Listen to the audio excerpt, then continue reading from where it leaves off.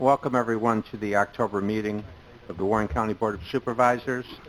Please rise while Supervisor Hogan leads us in the pledge to the flag. I pledge allegiance to the flag of the United States of America and to the republic for which it stands, one nation, under God, indivisible, with liberty and justice for all. Clerk will now read the roll. Mr. Leggett? Here. Mr. Diamond? Here. Mr. McDevitt? Here. Ms. Bramer? Here. Mr. Loeb? Here. Mr. Driscoll? Here. Mrs. Frazier? Here. Mr. Simpson? Here. Ms. Hogan? Here. Mr. Dickinson? Here. Mr. Merlino? Here. Mr. Schraub? Mr. Wild? Here. Mr. Beatty? Here. Mr. McGowan? Here. Mr. Sokol? Mr. Thomas? Here. Ms. Hyde? Here. Mr. Garrity? Here. Chairman Conover? Here. You should all have received the minutes of our September 20 board meeting. Chair will entertain a motion regarding the minutes. Mr. Dickinson on the motion to approve. Is there a second? Ms. Hogan, Supervisor Hogan on the second. Any further discussion? There being none, all those in favor of approving the minutes signify by saying aye. Aye. Opposed? Carried.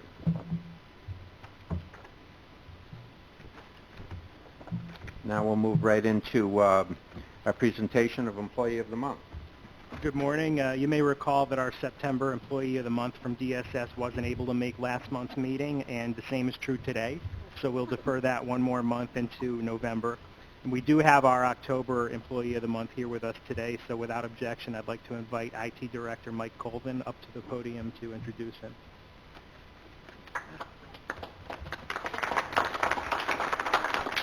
Morning. For those of you who don't know Jeremy Scrime, he's an employee here that his main job is to develop custom applications for every department. Every department is data-driven, and there's vendor systems available, but he'll create custom systems where systems don't exist or, they're just too cost prohibitive. So, it saves the county a fortune in that respect. He's been here for 15 years, and, for the whole 15 years, he's very dedicated to every project he works on. It's not enough that it works. He makes sure it's very effective in the way it works. And I think one of his biggest assets is his ability to listen to people, and he gives, lost my spot. Gives equal consideration to everybody and their needs. Finding somebody like Jeremy with his, skill set and his, easygoing personality is very, very difficult and is a great asset to the county. Jeremy Scrine.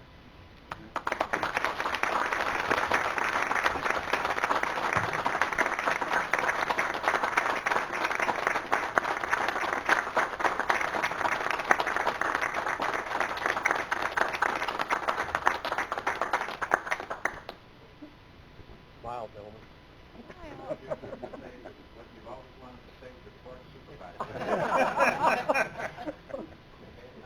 More fun.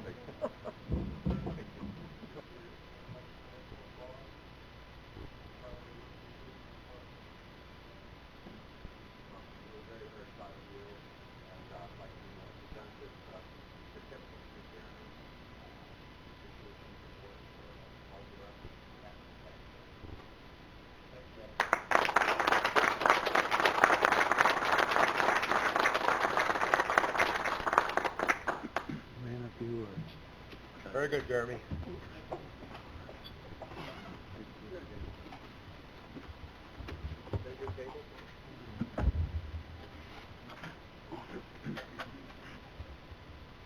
He let us off easy.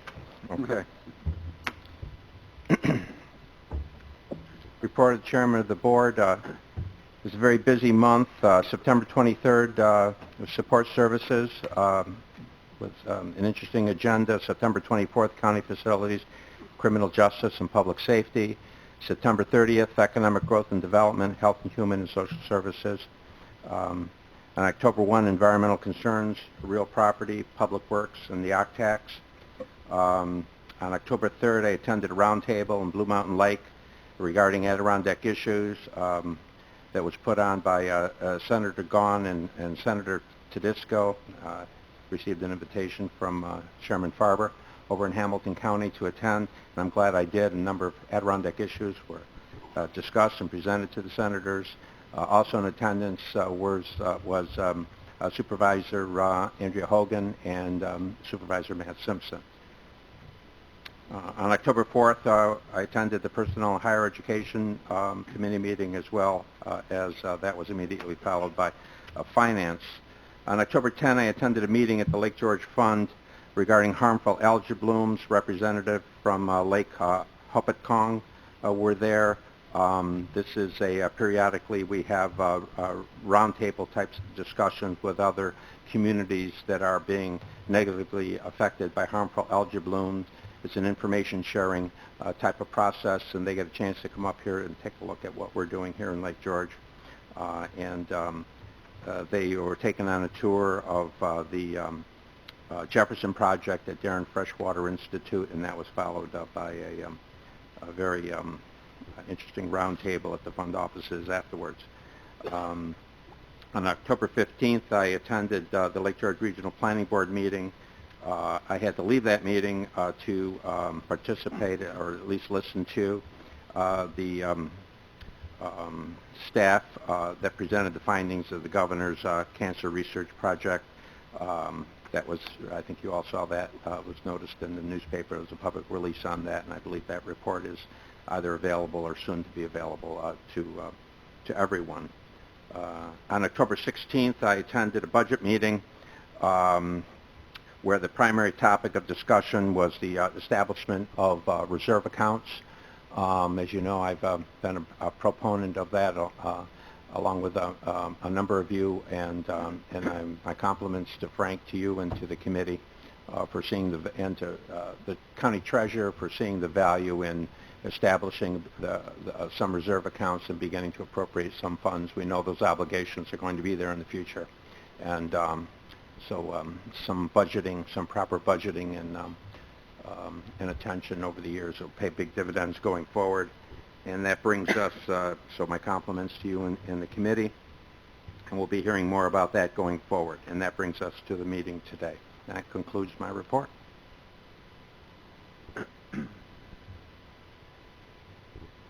Reports by committee chair people. Supervisor Hogan. Thank you, Mr. Chairman. Cornell Cooperative Extension had a fun event last night where we recognized the volunteers that support the organization. Some of those volunteers have been helping out there for 35, 40 years. It was impressive to see the dedication to the work that goes on there.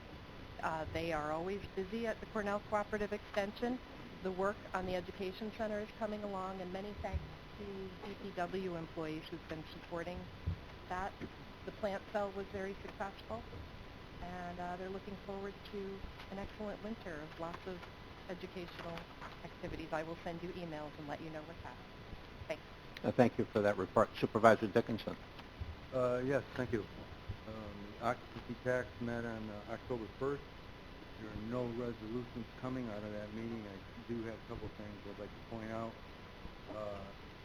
Our County Treasurer Mike Swan indicated that the 6.8% increase in occupancy tax revenue collected through September 30th as compared to the same time last year. There's a couple of reasons for that. They've gone after some deadbeats, and that accounts for some of them. And then we had a presentation by Gina Mitzker from Lake George Regional Chamber CVB, and she made a presentation to the committee explaining the budget request and where the CVB hopes to improve upon its current record of investment. We're working very closely with Joanne and the tourism department. We're making some real advances there, and spreading interest to draw people here to Lake George into some areas we haven't concentrated on before. So it's pretty exciting, and we really appreciate it. And I have, while we're talking about the change of CVB, they had a meeting last night, dinner meeting, and I was fortunate to be asked to make a presentation. We had 3 awards. One of them is called the Sapphire Award, and they asked me if I would present it to the recipient. who is a close friend, and I agreed to do that.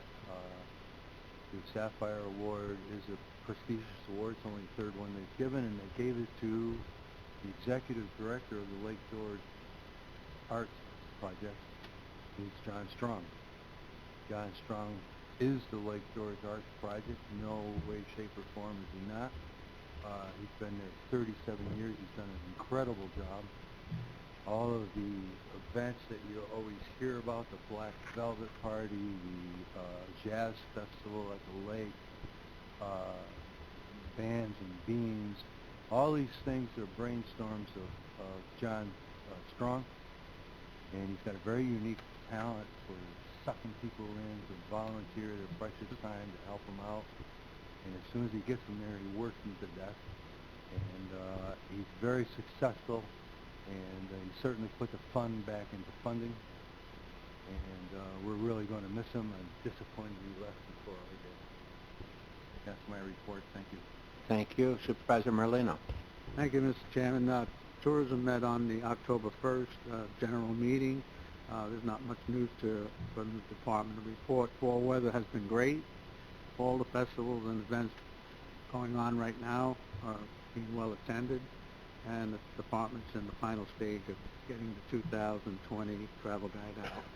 The only thing, we did have a presentation by the Star Company on the 10th of October. It was well attended. I hope to see a little more supervisors there, but I think we all learned a lot about what's going on, and as a result, last year we had a strong occupancy, and we're working well with the CBB board.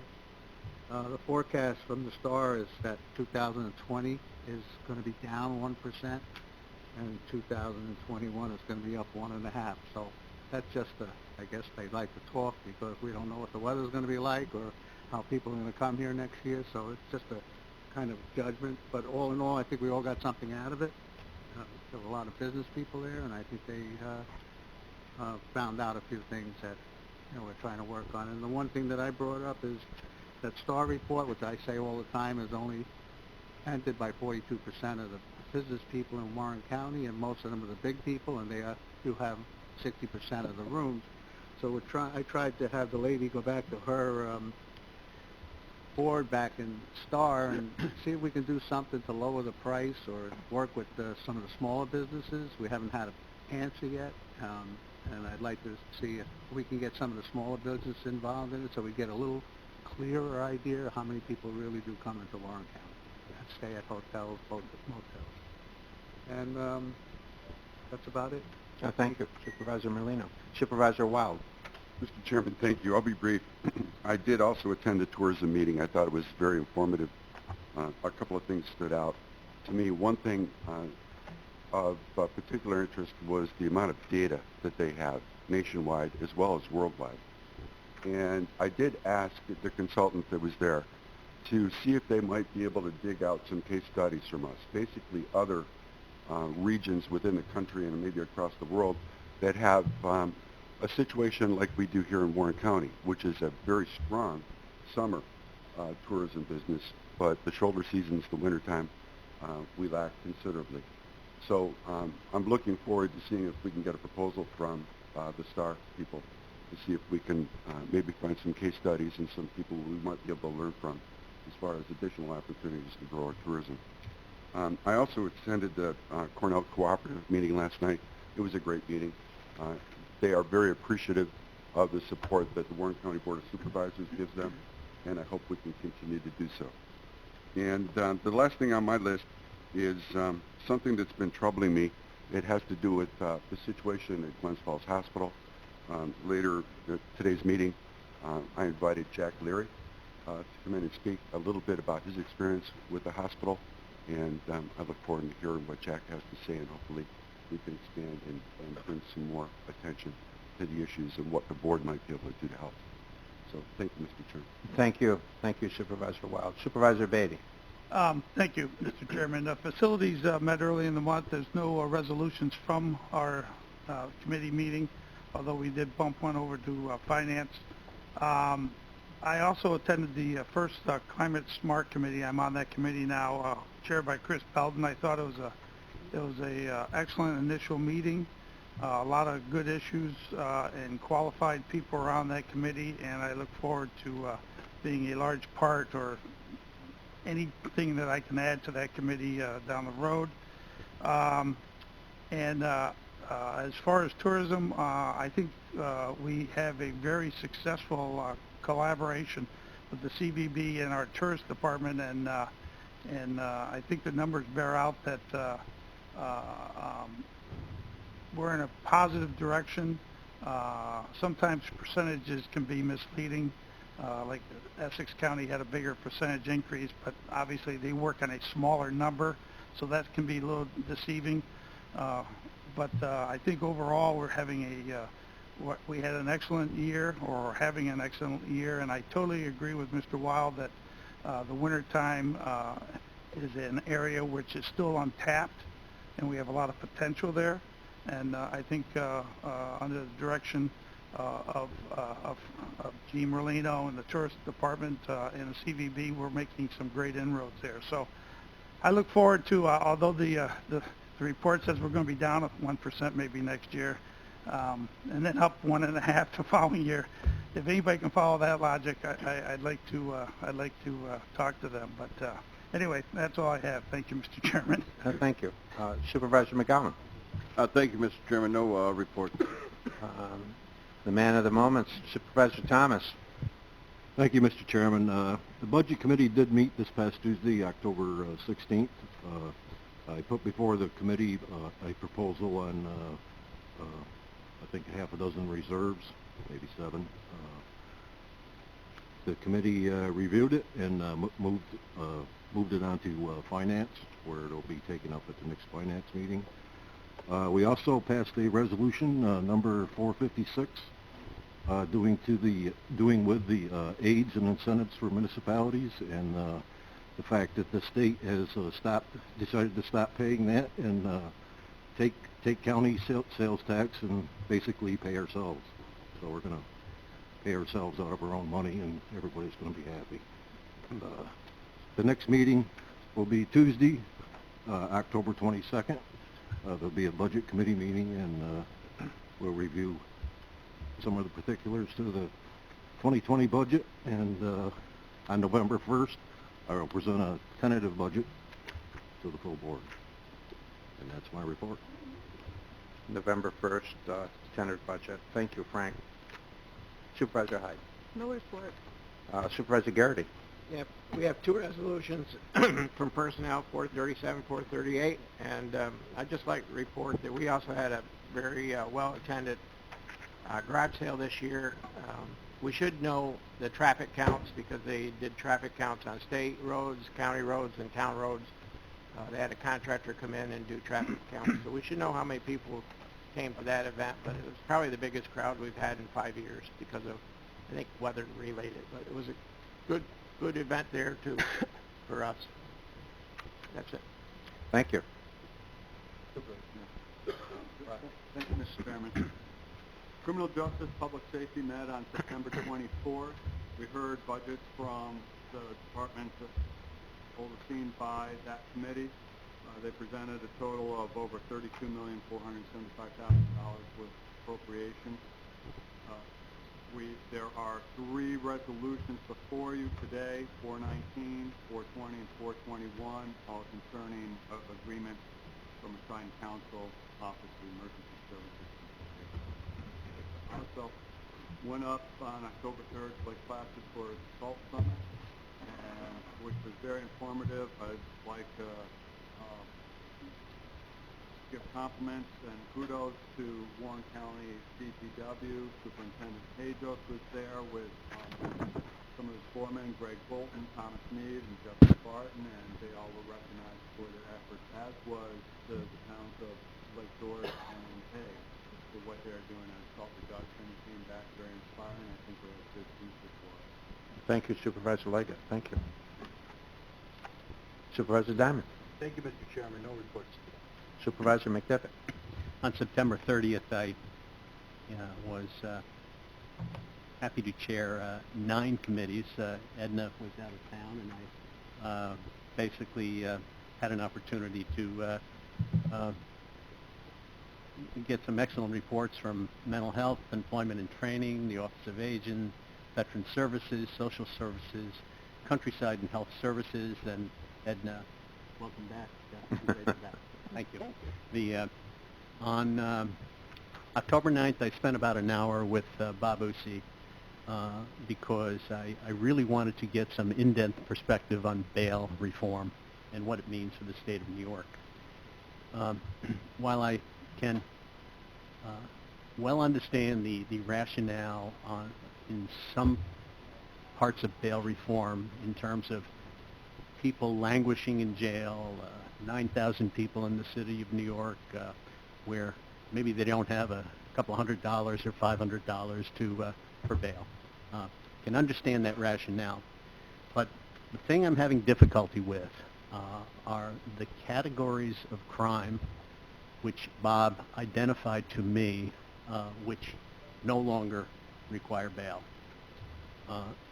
Vehicular homicide, burglary 2, and robbery 2. And with the judge's order, returning to the scene of a crime. I think it's important for all of us to, as we get to the first of the year, that we're conscious of kind of what's happening out there with bail reform. We may very well have gone a little too far in terms of some of the crimes that are excluded from bail. On Tuesday, October 15th, I attended the Climate Smart program, the meeting, and it was an excellent meeting. And I came away with two observations. Number one, I kind of like to take a semi-responsibility for energy audits as they relate to municipal buildings.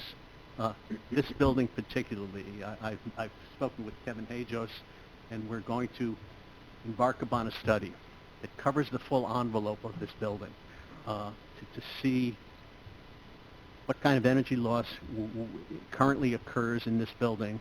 There's a lot of windows in this structure, and to see if we have a reasonable payback in terms of attempting to resolve those particular issues. The other item that came up in the Climate Smart seminar was Dave Wick. Dave Wick said in the meeting that the temperature of Lake George has risen by 4 degrees over the last 30 years. He said that this is a statistical abnormality. It's out of sync with what has historically occurred. So, again, something we ought to closely look at. We have a lake that is heavily researched and but again, something we ought to watch. We love our lake. It's the queen of lakes, and it really provides significant revenue for all of us. The last issue that I would like to talk about is the City of Glens Falls and an ordinance which they are preparing as it relates to demonstrations at Sentinel Circle. Over the last 2 or 3 months, we've had a couple of demonstrations downtown. They've tended to be angry. They've tended to be threatening, and I believe the ordinance is indeed long overdue. And I'd like to make a couple of comments as it relates to, where we're going. What has happened to peaceful assembly at Sentinel Circle? What has happened to the First Amendment rights of free speech and assembly? While millions of veterans, myself included, serve this country in order to protect those rights, nowhere in the First Amendment does it give anyone license to infringe on the rights of others. Nowhere does it give anyone the right to threaten, impede, insult, or verbally abuse others. Nowhere does it allow intimidation or violence against those who may disagree with you. Apparently missing from someone's reading of the First Amendment was the phrase peaceful assembly. Creating an environment that frightens mothers and children, inhibits the ability of merchants to earn a living, impedes the flow of foot and vehicular traffic, hurls profanities at innocent people is probably not what was intended by our founding fathers. Also in the amendment is the freedom of the press. While you may not like or agree with what is being written, it is the freedom of the press that democracy thrives upon. As a veteran and a gun owner, no one in any form should use the threat of gun violence ever. Groups that wish to exercise their First Amendment rights should remember that it applies to everyone. Toy guns pointed at anyone are not a joke. Anyone who has ever taken rifle and gun training know that pointing toy guns at anyone at these type of rallies creates a potentially hostile environment. I want to applaud our Common Council in the City of Glens Falls for taking action to modify and control these type of public demonstrations. Thank you. Thank you. Supervisor Bramer. Thank you, Chairman. On that note, I would also like to applaud the City Council for taking action, and anyone is welcome to come to the public hearing. It's this Tuesday at 7:20 p.m. So you have, it'd be great to have residents of Warren County there to express their position on what the City Council should be adopting. I will turn to my committee report. Environmental Concerns and Real Property met on October 1st. We have in your packet Resolution 423, which is regarding our support as a county for clean waters of all of our counties. We do love Lake George. It is the queen of lakes. We have lots of other lakes in the county that are very important, and I think that the entire board is supportive of protecting natural resources throughout the county, especially our waters that are recreation, drinking water, part of our tourism. So I'd really like to see the county continue to focus on that and put some attention on our prioritizing that. I think that we've certainly been doing that through the Environmental Concerns Committee, and we will keep doing that. We have various staff throughout the county that are working on this through our administrator's office, DPW, the real property director, the planning department, as well as our purchasing department. It's a little bit scatterbrained, so it would be nice to have some more focus around what we do in this area of protecting natural resources in our county. One of the things that was talked about at the Environmental Concerns meeting was the septic inspection, the possibility of a septic inspection at transfer law throughout the county, and we did have a presentation from the Realtors Association. They had a survey, they had conducted a survey of residents in the county who did support this type of law. So we are, I'm working with planning staff and others, soil and water, to try to take a real look and dig into the weeds as to how this could possibly work in Warren County. The other thing that I want to point your attention to is Resolution 451, which did not come through committee, but I certainly support this. It's the sale of one of the properties to the town of Chester, came up through finance. So I would ask for your support of that one. I also participated in the Southern Adirondack Realtors Real Estate Trade Show back earlier this month, and they also had a presentation on the septic inspection at transfer law, and many of the realtors were supportive. They seem to be supportive. They just want to know how it's going to be implemented and be sure that they are involved in that process. So that was, I thought, a positive thing. And they also had a presentation on short-term rentals, which our Treasurer Swan, was there to provide the county's perspective, so that was really good. Additionally, I attended the Adirondack Research Consortium presentation on climate change over at SUNY Adirondack. That was on the 15th. I did have to leave early, though, for that because we had our Warren County Climate Smart Task Force, which I thought made some good initial headway. It was our very first meeting, so lots of introductions and figuring out where we're going to go. And an additional thing was added about the energy audit, and I know Frank Morehouse has been working on that for years. We just need a little bit more attention to it and see where we can improve there. Finally, I also attended the National Association of Counties forum up in Lake Placid. A couple other supervisors, Simpson and Hogan, were there as well. And they had a really great discussion about the census and the problems for rural areas and some of the solutions. I think it's really important for all of us and the press to help us get the word out about how important it is for our county that everyone possible fills out the census data, because that goes to our funding for infrastructure, our schools, you know, you name it. We need every single person to be counted, so please make sure you pass that word along to your residents. And we also got some information about the affordable housing strategies for our rural areas in the county, so I'm following up with that, and I know Supervisor Hogan is as well. Thank you. Thank you. Supervisor Loeb. Thank you, Mr. Chairman. Support Services met in September.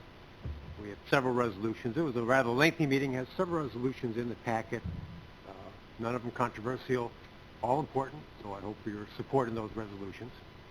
At the meeting, as I said, it was rather lengthy. All the departments came, and I'm just proud I want to read the number of departments. They're all workhorses. I backed every department in this county, all the staff that we have working for the county. All those departments are workhorses. But under support services, we have the county administrator, our auditor, board of elections, clerk of the board, county attorney's office, county clerk, IT, purchasing, self-insurance, and weight measures. And I have to read those because I can get up to 7, but I always leave a couple out. And we went over each of the department's budgets, and I applaud the efficiency that the department has displayed in how they run their departments and their continued efforts and success in providing great service to the residents of Warren County. So I thank them. And again, hope for your support in all these resolutions. And while I'm not going to be here next year, I want to say that you guys should feel comfortable knowing that you're well served by the folks that work for the county. Thank you. Thank you. Supervisor Driscoll. Thank you, Mr. Chairman. The Health, Human, and Social Services Committees are busy throughout the year. Those departments that are under the auspices of Chair Frazier are particularly busy during the autumn season. I've provided updates on the SNAP guidelines, of which approximately 3,700 different families, households receive each month in Warren County. This coming month, the day after Veterans Day, the heat season will begin. Office for the Aging will be providing outreach in many of the communities in Warren County, and individuals will also have an opportunity to apply for that service.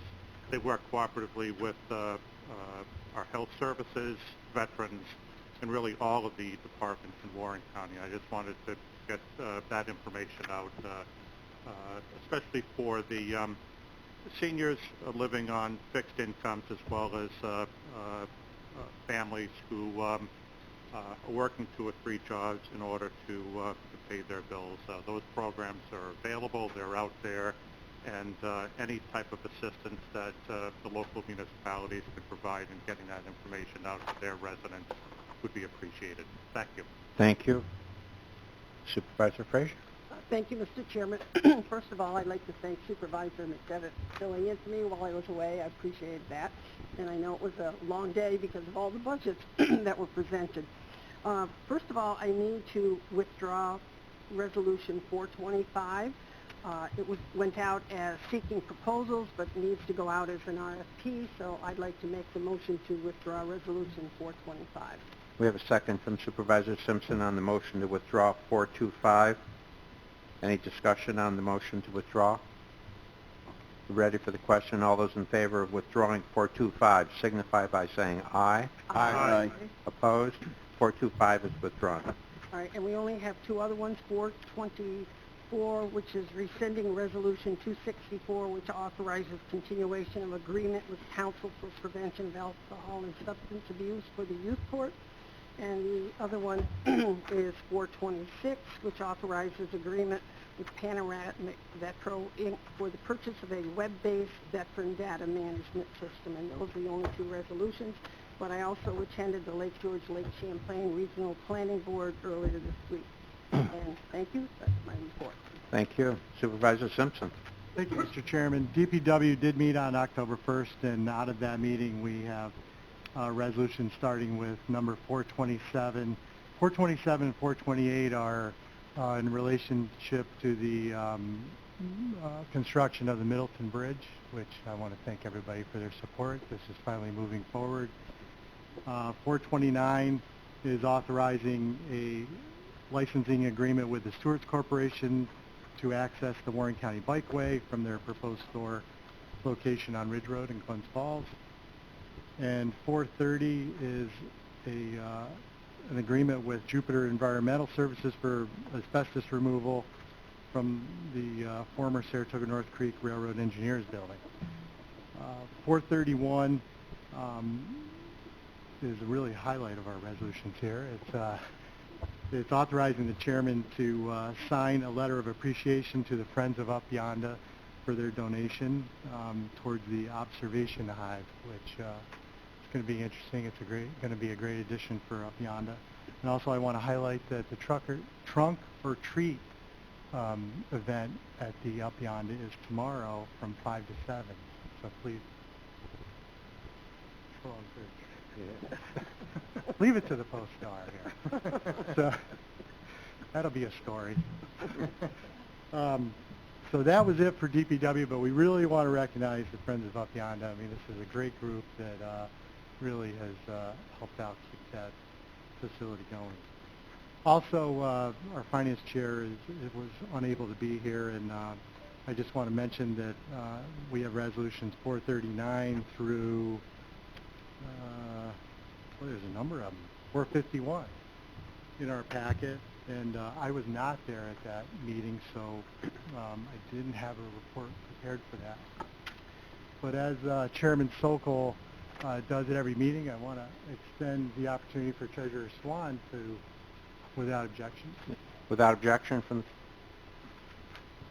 Good morning, Mike. Good morning, everybody.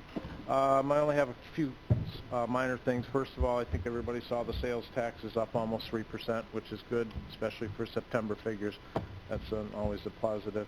The other thing is the AIM, aid, so forth. I'm sure everybody by now has seen the impact statement that Administrator Moore has sent out, which shows that it's not a substantial financial impact. However, I am extremely concerned, and I said this at the budget meeting, that this is just the foot in the door type of a thing. That now that the state has figured out that we can't stop them from reaching in and taking some of our sales tax, it is going to continue and get much larger. So I think somehow we need to fight that in some manner or form. And the other thing is Resolution 444, which was to amend our fund balance resolution. I would like to ask, and I don't know how the protocol is on this, but I'd like to ask that that be tabled at this point. I would like to bring that back to finance. I'm not real happy with the way that it's set up. I want to kind of phase this in. So I would like to have it back to finance so that we can review it and talk about it and get it a little bit better. Very good. Is there a motion to table? Supervisor Bramers, Supervisor Dickinson on the second. Motion table takes precedent. The discussion ends. Are we ready for the question? All those in favor of tabling this 444 signify by saying aye. Aye. Opposed? It is tabled. Thank you. That's it. If anybody has any questions on the other finance resolutions from the Treasurer's Office, I can answer them right now. Otherwise, thank you for your time. Thank you, Mike. I just had one more thing, Mr. Chairman. Floor is And yours. I just wanted to also speak about the meeting up in Blue Mountain Lake with Senator Gorin and Senator Tedisco.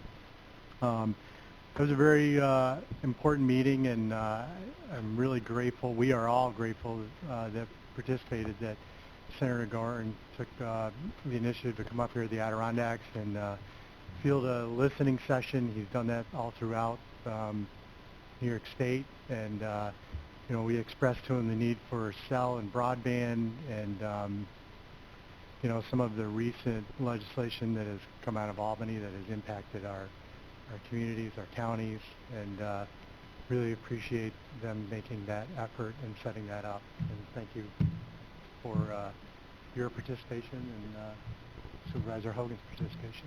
Thank you. Thank you, Supervisor Simpson. Report of the County Administrator. Thank you, Mr. Chairman. We have 3 employee milestone anniversaries this month. Lori Mosher in DSS has 30 years. Maureen Taylor is also from DSS with 20 years. And Claudia Mundell from the County Clerk's Office is at 20 years. Thank you for your dedication to the people of Warren County. I have 5 resolutions to speak to today. Supervisor Frazier already spoke to 425. I just want to mention that the purpose of outsourcing our medical coding services is to optimize the department's reimbursements for the services that they provide and also hopefully reduce overtime costs. So I'd like to thank Janelle Jones for keeping her eye on that. Resolution 437 is the monthly compensation schedule amendment. This resolution was amended after the Personnel Committee meeting, and you've all received the amended version in the mailing. The amendment was necessary due to the unplanned departure of the 3rd Assistant District Attorney, who got a job offer that he couldn't pass up. So the 4th through the 7th Assistant District Attorneys will each be promoted 1 notch, and the 7th Assistant position will become vacant, but hopefully not for too long. The comp plan amendment will adjust all the salaries in accordance with the attorney grid to ensure that everybody is paid correctly when they move into their new positions on Monday. There was an additional finance resolution that was pulled for legal review by the county attorney. The county treasurer's office pointed out an inconsistency between the current contract with the Balloon Festival and the creation of a deferred revenue account to bank the excess to compensate for other years when we haven't covered our overtime. We're working that out with the Balloon Festival, and we'll bring this resolution back for your approval when that's all worked out. But I do want to thank Supervisor McGowan for the idea of the deferred revenue account. It'd be a good thing to do moving forward, and we'll get it done. Resolution 456, which Supervisor Thomas already mentioned, was approved 2 days ago by the Budget Committee. It opposes the state's withholding of local sales tax revenue for the purpose of backstopping state aid reductions to our towns and to the village of Lake George. And as the resolution notes, every locality, including the city of Glens Falls, whose state aid payments are still intact, will shoulder the $224,000 cost of the state aid reductions to the towns and the village. In addition to taking money out of our own pockets in order to finance our state aid payments, this move by the state, as the treasurer indicated, is also troubling because it sets a dangerous precedent where the state is essentially cutting its budget on our dime, and they're dipping into our revenue streams to do that. We've seen the state do this for years on the expense side by pushing the cost of state programs down to the counties, and now they're doing it on the revenue side as well. And this resolution directs me, the county attorney, and the county treasurer to work with other counties and with NISAC to explore whether we have a legal challenge against the state. Because if this goes unchallenged, I can promise you the state's going to come back to this well again. Finally, there's an added starter resolution today. We're asking for your approval of a new collective bargaining agreement with the PSBA, the Police Supervisors Benevolent Association. That union has 2 members. They're both lieutenants in the Sheriff's Department. The MOA is on your desk. This is a 5-year deal from 2018 to 2022, and it will provide salary adjustments of 275, 275, 2625, 265, and 265. That's the adjustment for each year of the 5-year contract.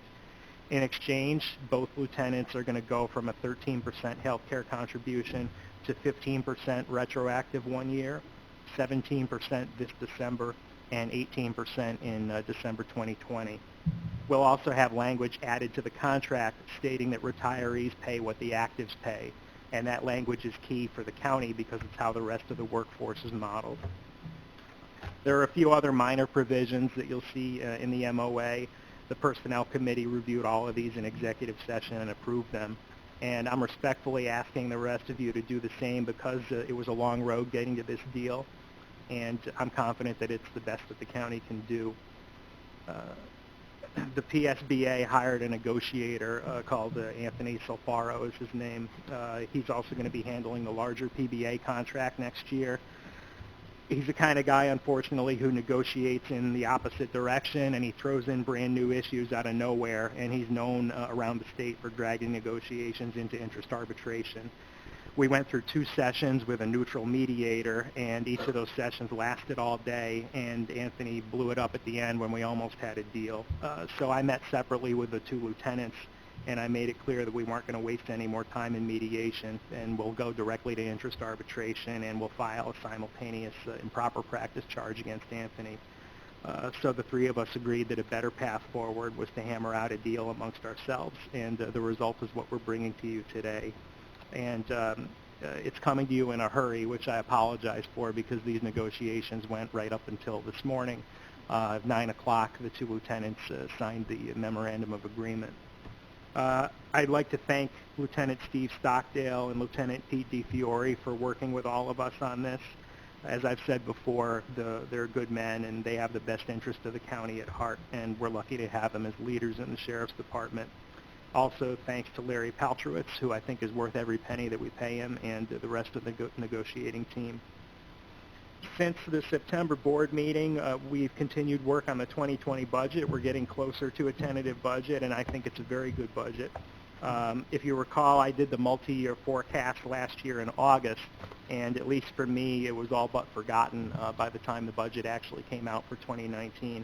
So I'm trying to improve upon that experience by doing the multi-year forecast this year in conjunction with the budget approval process so that the board has a better context for the decisions that you'll all be making. I've continued working on the transition in the Sheriff's Department, which is hard work, but it's going very well, and I want to commend all of our department heads and staff who've taken time out of their schedules to help with that. Sean Lamoury and Jennifer Smith both left very large shoes to fill, but we're making progress in getting the new team up to speed. And thanks to Major LaFar for all your work on that. On October 10th, I was invited to make a presentation to the Adirondack Regional Chamber of Commerce Board of Directors regarding the current sales tax distribution formula. Their members, like most people, were interested in knowing why we have what we have and whether or not it's fair. And I think they all went away with a solid understanding of the issue. And I also stayed on afterwards to take questions on any other topic of interest. It was a nice experience, and it's something I'll continue to do if the Chamber wants to continue having me to do it. If any of you want to see the presentation that I gave last week to the Chamber Board, let me know. But it's drawn from the 2 presentations that I already gave to this board, so it'll be old hat for everybody. On Tuesday the 15th, I participated in a webinar hosted by the Department of Health regarding the Warren County Cancer Incidence Report. The call was comforting, but it was a little frustrating at the same time because the state was unable to identify any obvious causes for the elevated cancer rates in our county. The state ruled out environmental factors such as outdoor and indoor air quality and public drinking water systems and industrial sites, hazardous waste disposal sites, and exposure to traffic. So all of that is obviously very good news that we don't have problems in those areas. There's a possibility that the cancer rates are correlated with somewhat substandard behavioral measures that we're seeing in our county. Basically, Warren County residents tend to smoke and drink a little bit more than the average. But even these measures don't necessarily raise flags. As you know, Warren County is rated number 21 in the state in health outcomes and number 10 in the state for health factors, according to the Robert Wood Johnson Foundation. DOH will be doing a public presentation of their findings on Thursday, November 7th from 7 p.m. to 9 p.m. And that's going to be held at SUNY Adirondack in Adirondack Hall. And you all also have an executive summary of the study. The last piece of my report, and Supervisor McDevitt touched a little bit on it, I hesitate to talk about the issue out of respect for our employees' privacy. But at the same time, we experienced a tragedy here in Warren County a few weeks ago, and it shines a light on a policy problem that this entire state's going to have starting in January. We're the first county in the state to get a taste of the unintended consequences of the state's bail reform. And as public leaders, I think we have a duty to spotlight those consequences so the state can fix them. This isn't a political Republican or Democrat issue. This is a matter, I think, of right and wrong. The individual who caused this tragedy was arraigned the same day in our new arraignment court. And as you know, speedy arraignment is something that the state wants us to do. The charges that we were able to arraign him on just hours after he committed the crime didn't include any violent felonies because those were the only charges that the evidence supported at that time. And Don Lehman wrote an excellent piece the following day pointing out that if this crime had been committed 3 months down the road, this man would have walked right out of that arraignment court and gotten into a car, and we never would have seen him again. That's because under bail reform, the crimes he was charged with are no longer eligible for cash bail. In other words, the judge who presided over that arraignment wouldn't be able to send this man to jail. According to the New York Law Journal, 90% of crimes that are charged in this state are going to fall under that category, where sending the person to jail is not an option. This man would have been released on his own recognizance. Now, imagine that.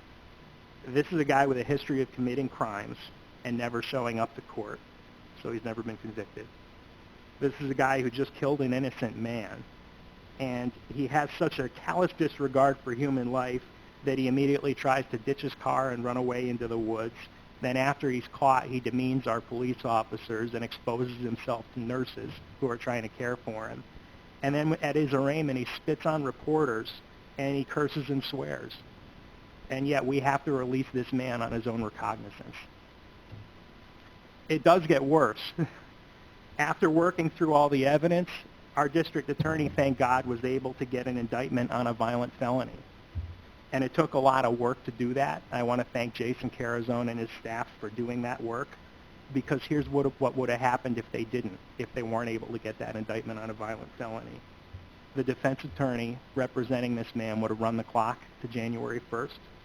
The new law would have kicked in, and we wouldn't be able to hold this guy in jail because his charges would no longer be eligible for him to be held in jail. The jail door would have opened. He would have walked out the door, gotten into a car, and we never would have seen him again. No justice for the family. As we speak, there are people in that jail whose attorneys are working on release applications. These people are going to walk out the door in January. If they don't show up for court, this county is going to have decisions to make. Do we devote significant resources to tracking them down somewhere else in the state, or to extraditing them from another state if they go to another state? Will the victims of these crimes ever have justice? And that's going to be in all of our hands next year. I went to the wake and funeral of the man that we lost in that tragedy, and I know many of you did too.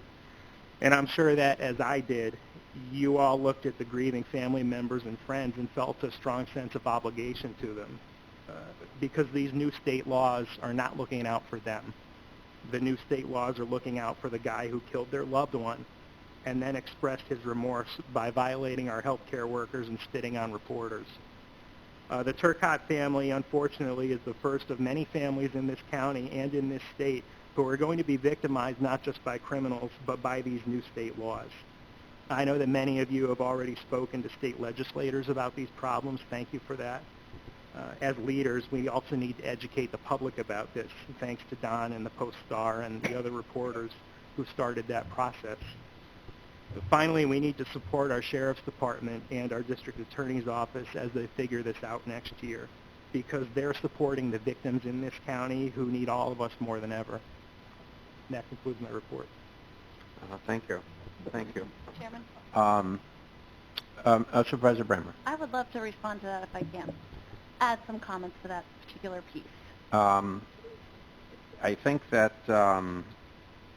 when we get to further in the discussion session on resolutions, all supervisors will be heard on all issues at that time. If you could just be a little bit patient, okay? I'm not good at being patient, but I will be. Okay, thank you, Supervisor Bramer. Appreciate you. We do have some housekeeping, however, relative to the request on the memorandum of understanding and bringing it forward. Two actions will be required. First, we will need a motion and a second to waive the rules of the board to bring this to the floor. That vote will to bring it to the floor will require a two-thirds vote. If we achieve the two-thirds vote, then we will have a motion to bring it to the floor and make it part of the agenda, and it will be dealt with under resolutions. Are we clear? Very good. Do we have a motion to waive the rules? Supervisor Wild on the motion, Supervisor Dickinson on the second. All those in favor of waiving the rules to bring this forward signify by saying aye. Aye. Opposed? carried. And now the chair will entertain a motion to make this memorandum of agreement part of our agenda. Supervisor Leggett, Supervisor McDivitt on the second. Are we ready for the question? All those in favor of making the MOA part of the agenda signify by saying aye. Aye. Opposed? Carried. Thank you. Report of the county attorney. No report today. I see that. Okay. Reading of communications. We received the annual financial statements and independent auditors report for the County of Warren for the year ended December 31, 2018. Monthly report of criminal and family workloads for August 2019 from the Warren County Probation Department. Capital District Regional Off-Track Betting Corp. August payment in the amount of $5,499. And Washington County Resolution Number 191 of 2019 supporting Adirondack Community College Capital Improvement Plan for 2020 to 21. Reading of resolutions. Proposed resolution number 417 through 455 were distributed to the members of the Board of Supervisors and posted to the Warren County website on October 10th. Proposed resolution number 456 was produced pursuant to action taken at the October 16th Budget Committee meeting. A draft version was distributed to the board following that meeting, and a copy is included in your folders. A motion is needed to bring proposed resolution number 456 to the floor. Supervisor Garrity on the motion, Supervisor Wild on the second. All those in favor of bringing that to the floor signify by saying aye. Aye. Opposed? Carried. And I would also note that the resolution waiving the rules of the board will be number 457, and the one ratifying the terms of the PSCA Memorandum of Agreement will be 458.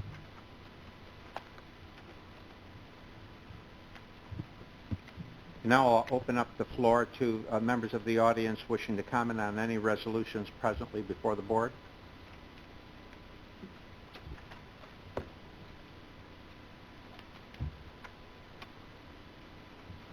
Good morning, everyone. I'm Heather Shouty-Brechko. I'm a resident of Glens Falls. I live on Raymond Avenue, which is about a half a block from the new location that Stewart's is proposing. I noticed you have a resolution number 429 about a revocable licensing agreement with Stewart's to access the Warren County Bikeway, which is okay, but I think it's a little bit premature. The planning board has not finalized their review yet in the city of the exact location of the building and all of the details, so I think this is premature. I mean, the planning board is definitely going to approve the project eventually, but I would ask that you table this resolution. Thank you. Supervisor McDevitt, I believe this is your ward. Yes, thank you, Heather. I appreciate your comments. The Stewart's is not going to be pouring concrete probably to June. Okay, so this is really an issue of local control. Let the Glens Falls Planning Board arrive at a decision, arrive at an approval, and we will have 6 months to bring back this resolution and have further discussion. So I'm going to make a motion that we table this in an effort to let the city kind of resolve the issue, and then the county can step in. And again, it's really a matter of, I think, local control. So I make that motion that we table it. We have a motion to table. Do we have a second to the motion to table? Ms. Bramer, Supervisor Bramer on the motion to table. Is there discussion on the motion to table? Supervisor Beatty? No, I was just going to second it, so Oh, I I've already see. done that. I think that's a reasonable request. I think things need to be put in a certain order here. So the motion to table takes precedent. All those in favor of tabling 429 signify by saying aye. Aye. Opposed? 429 is tabled. Thank you, everyone. Anyone else from the audience wishing to address the board regarding any resolutions presently before the board? Very good. Now I'll ask for any board members have any requests for roll call. With no requests for roll call, I'll now open up the floor for discussion on resolutions, but I will honor my commitment. Excuse me, Supervisor Leggett. Was it a request? Protocol, there is one motion that involves town chapter. It's appropriate when you vote on that. It's okay. That has to do with the transmittal of the sale of property. I don't believe that does preclude you from voting. No, I don't believe it does. But normally what I will say to supervisors, whatever makes you comfortable. Use your own judgment. But I don't believe there's anything that requires you to give up your responsibilities as a supervisor of the town. You know what, thanks for that clarification, but with their on the side of transparency, All right. the roll call. And what's the number on that?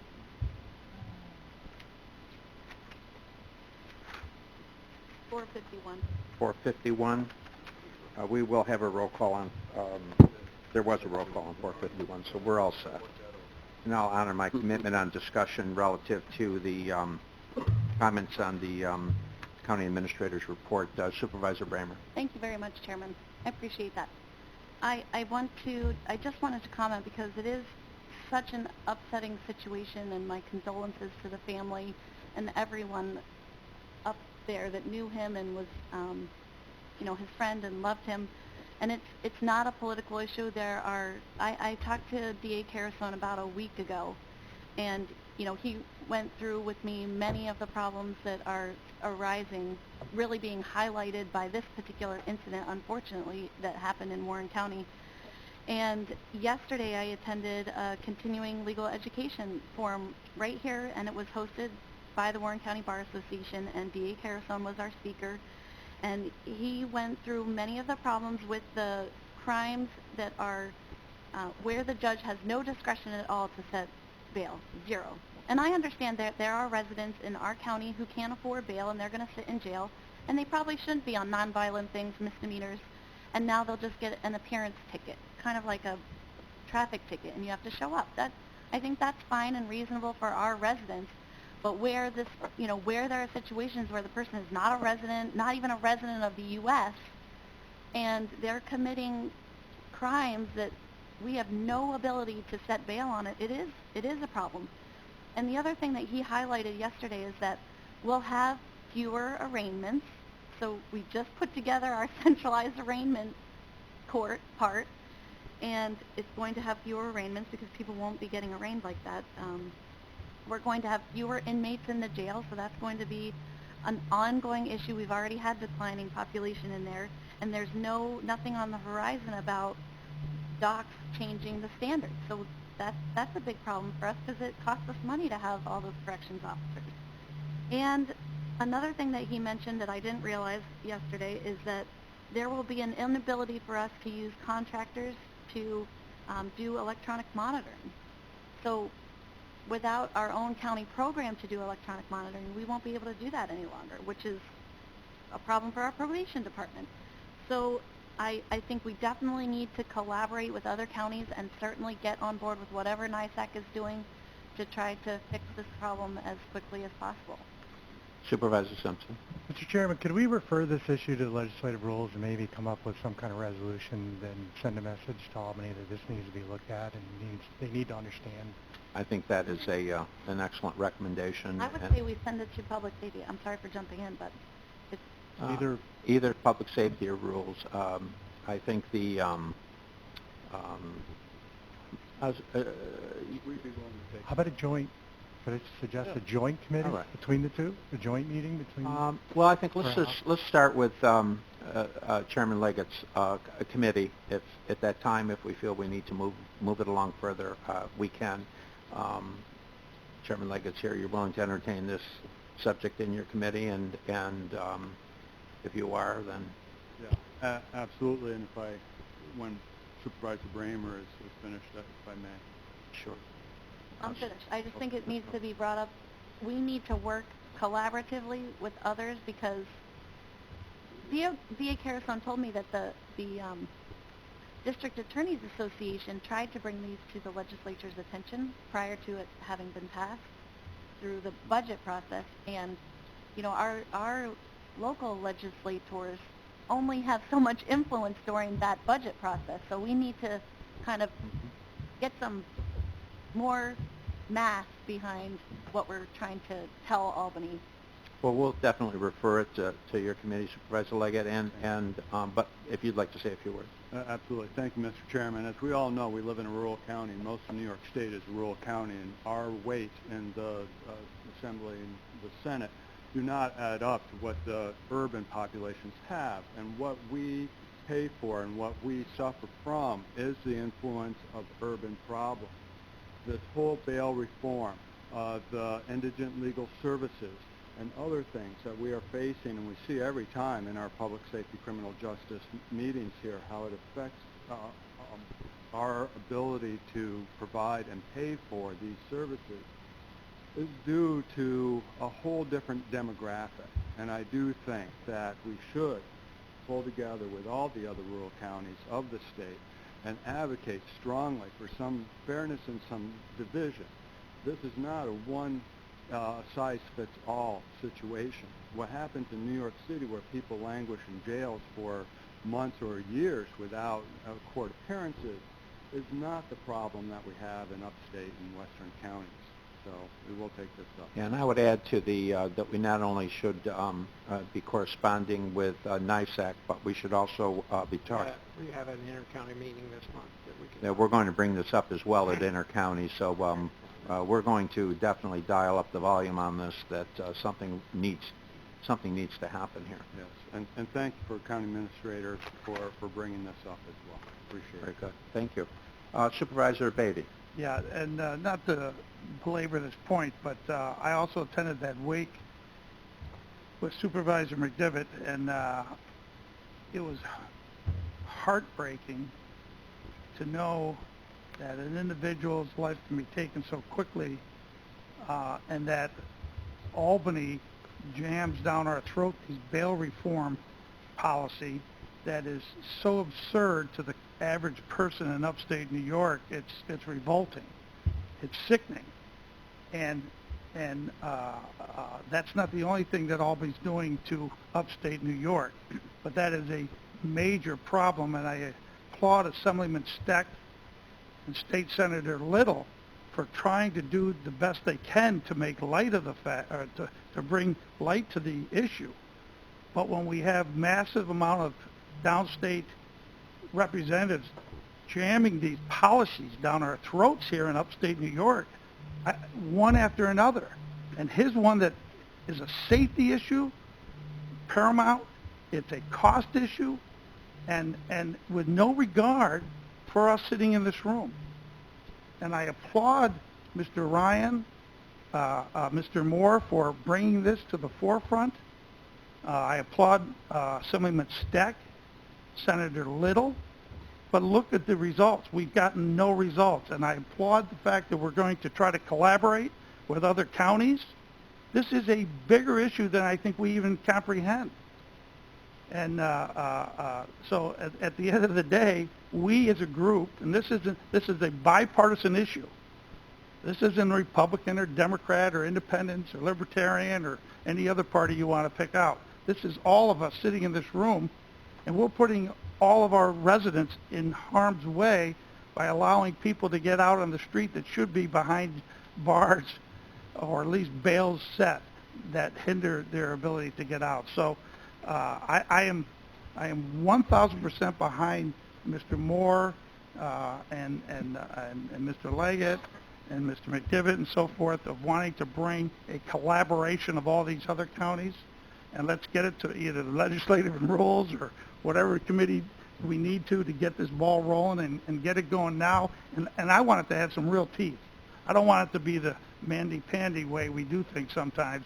Let's give it some teeth. Let's all 20 of us get behind this 1,000%. Thank you. Very good. Let's move on to now, I think we've expressed the sentiments of the board very, very well. Supervisor Loeb. I beg your pardon. If I may just... Yes, of course. Understanding the emotional aspect and the details of the issue here, I just want some clarification. Perhaps Mr. Moore can give me some clarification.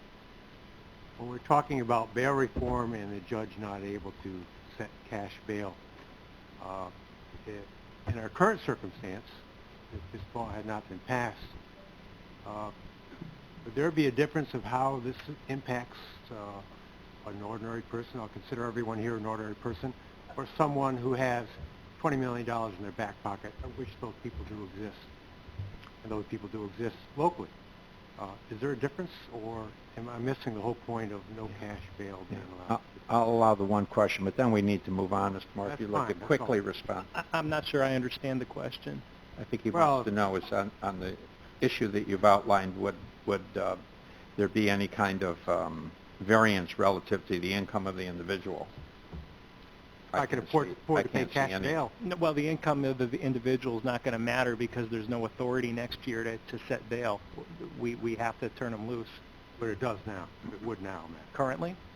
Yeah, it could matter. Thank Very you. No good. further questions, Your Honor. All right, thank you, and thank you for the question. And now let's have open it back up again to discussion on resolutions that are presently before us. Does anyone wish to, Supervisor Bramer? Yes, I was going to speak to 456, which is our resolution about the AIM problem. And I had talked briefly with email with Administrator Moore, and he reminded me that we had opposed this previously. Yes, we have. So again, we need to, and I know NISAC is on it too, but just whatever we can do collaboratively to make our voice heard a little bit better and more loudly. I'm glad we're doing this, but, and I know you said you were going to send it to NISAC because it didn't say that in the resolution, so we don't need an amendment or anything. I just wanted to bring that up. Thank you. I'm going to send it to all the county administrators this afternoon. No, we normally disseminate this to wherever we think it would help us communicate well. Supervisor Leggett? On resolution number 423, Mr. Chairman, from Environmental Concerns and Real Property, resolution supporting protection of all Warren County resources. I think this sets a good groundwork. Supervisor Simpson and I have discussed how we take care of our water bodies here, and we have cooperative agreements with Spoon Lake up in Essex County as well. Soil Water Conservation District has also talked about how we manage lakes and as a resource. It's something we need to look at the long term. It's hard for towns to bear the brunt of all these costs, and there should be a more efficient way for this to be done. I just want to make that comment. Thank you. Discussion on other resolutions. Supervisor Thomas? Back to 456. 456? I don't want to question anybody's numbers, but as long as I've been involved with the town of Stony Creek, our AIM money is $3,668, not $2,778. I don't know if the county wants to give us a cut. I mean, I guess if the county needs the money, that's fine. Isn't that the sales tax amount that we're going to lose? I thought that was the county burden that they're putting on each of the towns. I'm just looking for Yeah, we're looking now, Frank. I know my aim. I know exactly. Frank, we'll get back to you, if not immediately. We'll I took certainly get back a to you after big the hit meeting. too, Frank. Yeah, I took a $12,000 hit, if I believe this number. Right, yeah, that's the financial burden. That's the sales tax money we're going to lose paying No. ourselves? That's the combined effect of what you'll lose in sales tax revenue that you would have otherwise gotten directly, plus your share of the county tax levy that makes up for what the county loses. Okay, my apologies. Okay. Yeah. Goodbye. All right, discussion on other resolutions. Supervisor Bramer? Okay, on, I'm sorry, 455, this is the Adirondack Park Local Government Review Board. I wanted to thank Supervisor Simpson for his good work on that, and I'm sure Supervisor Garrity will do a good job, and I wanted to I've been doing it right along since 2006. I know. I wanted to take the opportunity, though. I thought of Supervisor Hogan, and I just wanted to take the opportunity to highlight the fact that she has been nominated to be, well, not nominated yet, but, or officially nominated, I'm not sure.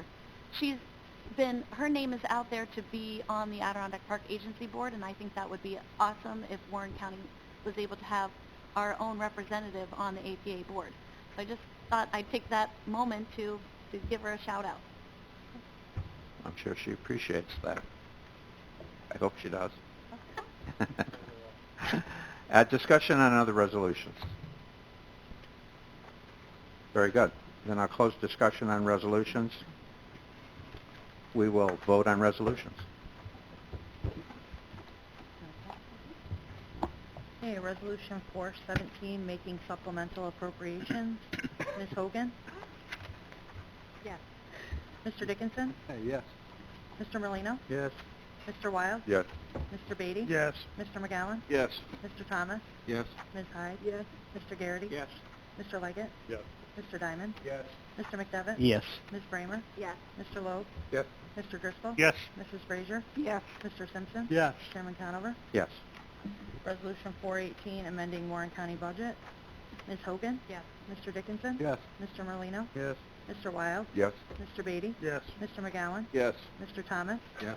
Ms. Hyde? Yes. Mr. Garrity? Here. Mr. Leggett? Yes. Mr. Diamond? Yes. Mr. McDevitt? Yes. Ms. Bramer? Yes. Mr. Loeb? Here. Thank you. Mr. Driscoll? Yes. Mrs. Frazier? Yes. Mr. Simpson? Yes. Chairman Conover? Yes. It can get confusing. Resolution 437, amending table of organization. Ms. Hogan? Yes. Mr. Dickinson? Yes. Mr. Merlino? Yes. Mr. Wild? Yes. Mr. Beatty? Yes. Mr. McGowan? Yes. Mr. Thomas? Yes. Ms. Hyde? Yes. Mr. Garrity? Yes. Mr. Leggett? Yes. Mr. Diamond? Yes. Mr. McDevitt? Yes. Ms. Bramer? Yes. Mr. Loeb? Yes. Mr. Driscoll? Yes. Mrs. Frazier? Yes. Mr. Simpson? Yes.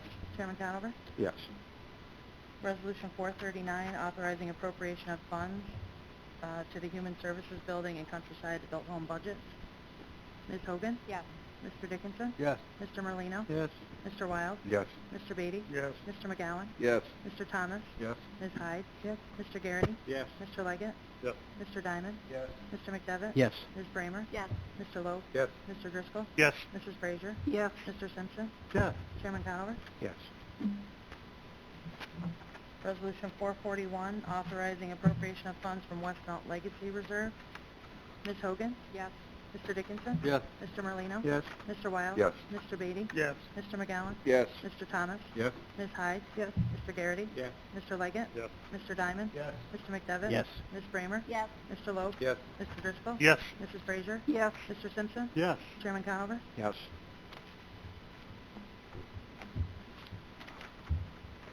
Resolution 445, authorizing acceptance of a settlement for a resident at Westmount Health Facility. Ms. Hogan? Yes. Mr. Dickinson? Yes. Mr. Merlino? Yes.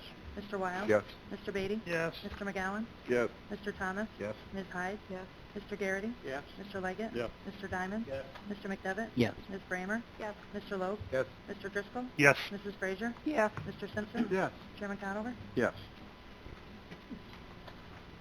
Resolution 447, establishing capital project H390. Ms. Hogan? Yes. Mr. Dickinson? Yes. Mr. Merlino? Yes. Mr. Wild? Yes. Mr. Beatty? Yes. Mr. McGowan? Yes. Mr. Thomas? Yes. Ms. Hyde? Yes. Mr. Garrity? Yes. Mr. Leggett? Yes. Mr. Diamond? Yes. Mr. McDevitt? Yes. Ms. Bramer? Yes. Mr. Loeb? Yes. Mr. Driscoll? Yes. Mrs. Frazier? Yes. Mr. Simpson? Yes. Chairman Conover? Yes.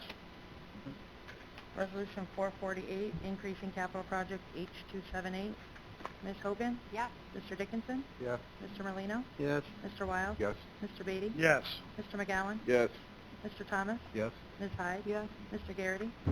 Mr. Leggett? Yes. Mr. Diamond? Yes. Mr. McDevitt? Yes. Ms. Bramer? Yes. Mr. Loeb? Yes. Mr. Driscoll? Yes. Mrs. Frazier? Yes. Mr. Simpson? Yes. Chairman Conover? Yes. Resolution 449, increasing capital project H361. Ms. Hogan? Yes. Mr. Dickinson? Yes. Mr. Merlino? Yes. Mr. Wild? Yes. Mr. Beatty? Yes. Mr. McGowan? Yes. Mr. Thomas? Yes. Ms. Hyde? Yes. Mr. Garrity? Yes. Mr. Leggett? Yes. Mr. Diamond? Yes. Mr. McDevitt? Yes. Ms. Bramer? Yes. Mr. Loeb? Yes. Mr. Driscoll? Yes. Mrs. Frazier? Yes. Mr. Simpson? Yes. Chairman Conover? Yes. Resolution 450, authorizing appropriation of funds from deferred revenue Gaslight Village parking fees. Ms. Hogan? Yes. Mr. Dickinson? Yes. Mr. Merlino? Yes. Mr. Wild? Yes. Mr. Beatty? Yes. Mr. McGowan? Yes. Mr. Thomas? Yes. Ms. Hyde? Yes. Mr. Garrity? Yes. Mr. Leggett? Yes. Mr. Diamond? Yes. Mr. McDevitt? Yes. Ms. Bramer? Yes. Mr. Loeb? Yes. Mr. Driscoll? Yes. Mrs. Frazier? Yes. Mr. Simpson? Yes. Chairman Conover? Yes. Resolution 451, authorizing sale of Town of Chester tax map parcel 1041045 to the Town of Chester. Ms. Hogan? Yes. Mr. Dickinson? Yes. Mr. Merlino? Yes. Mr. Wild? Yes. Mr. Beatty? Yes. Mr. McGowan? Yes. Mr. Thomas? Yes. Ms. Hyde? Yes. Mr. Garrity? Yes. Mr. Leggett? Recuse.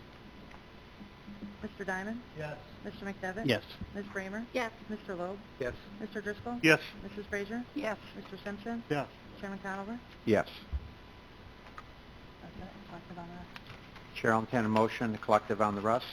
Supervisor Garrity, Supervisor Dickinson on the second. All those in favor? Aye. Opposed?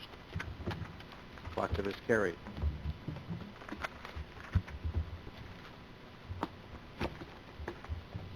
I'll now open up the podium to anyone from the audience wishing to address the board regarding any matter they feel the board. Yes, sir. Morning, everyone. Thank you, Mr. Chairman. Absolutely. I'm Jesse Jackson. I'm the President and CEO of Look Media. I'm here on a different topic, but I just have to say, with regard to bail reform, after hearing the conversation in the room, if there's anything I can do with my platforms, either the website, television station, social media, you know, we reach north of 800,000 people. I really would like to help if I can, so you let me know. As you know, in addition to covering meetings like this, when we spot a topic that we think might require more conversation, we develop a series on them, video series on them. We currently are working on one for veterans issues, and we're working on a look at education with BOCES, and over the summer we did one on the CVB about what it is and the success in our county. And if you want to know if it works, more than one viewer called me or emailed me to thank me on the CVB because they thought it was a drugstore. So we know that it works, and we know that they pay attention. One topic has really surfaced for us, and that's the reason I'm here, and that's tourism and occupancy tax. Some of you have seen me at some of these meetings. I'm trying to learn about it, and we're going to develop a series on it. So I thought it might be helpful to come here today instead of trying to make 50 phone calls to ask, to tell you about it, and also ask for your participation. As you know, we don't editorialize. I don't take a position on things. We're about information. And if you have a credible opinion, a position to take, we have a platform for you. And I have spotted that this is a topic that really does affect our community in many ways in terms of where we stand. There are very strong opinions on tourism and on occupancy tax, and we are going to develop this series, and I want to ask you to participate. In the next month, I'm going to be reaching out to as many people as I can, and feel free to contact us. We're going to set it up in an interview format, which people seem to like most about what we do, and we're going to put them together in a series. And we're going to be reaching out over the next month or so, and I'd like to just ask everyone to, you have a voice on it, you have an opinion on it, to let us know. We'll interview you and we'll put this together. And I want to thank you for your support for Look Media, and that's it. So we'll be reaching out to you. Reach out to us, okay? Yeah, Dan. Supervisor Dickinson. If you figure it out, let me know. You know, I've been to enough meetings that you've chaired that I know you're capable of that kind of comment. That's great. Yes, and I look forward to talking to you and Jane and you know, Doug and Mike, everybody, Claudia. Just please get your oar in the water on this one. It's an important one, and I do really think that we'll do a comprehensive job on it, and it'll be all over our platforms. So thank you. Thank you. Mr. Chairman. Thank you. Anyone else wishing to address the board? Yes, sir. Hi, my name is Steve Barata, and just to add quickly to Supervisor Bramer's brief comment about the Census Bureau and maximizing participation in every city, town, and village. The Pew Foundation just came out with a major report with the U.S. Census Bureau giving a very high correlation between income level and who is most likely to fill out their census form. And they actually gave a level above $35,000 a year, they're more likely to fill out, and below $35,000, less likely, and as you go down the income ladder, they become even more less likely. So I would just hope when making any plans for maximizing participation, you might think about targeting specific populations and paying attention to some more than others to really make sure that everyone is counted. Thanks. Thank you. Yes, sir. Yes, sir.